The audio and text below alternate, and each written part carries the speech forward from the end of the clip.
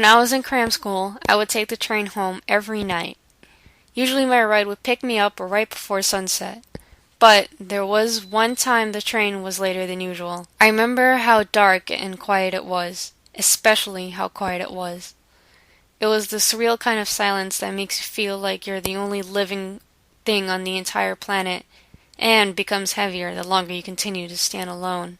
I eventually heard something like a scratching or dragging sound. It was so light at first, I thought it was probably just my mind playing tricks on me, but as I looked up, I could have sworn I saw something shuffling around in the dark.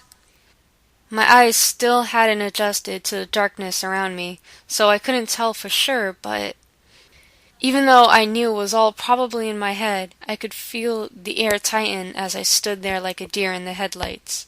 As I keened in on my surroundings, the scratching had become more distinct, even though it was still just above a whisper, and I could almost see the silhouette of what looked like, well, the way it moved, it obviously wasn't a person.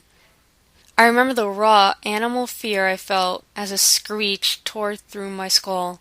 But before I could run, I realized it was just my train that had finally come to pick me up. I scurried into the confinement of the train car and took a seat next to one of the windows. There was only a handful of people riding home tonight, but it was a safe haven compared to the ambiguous darkness that loomed outside.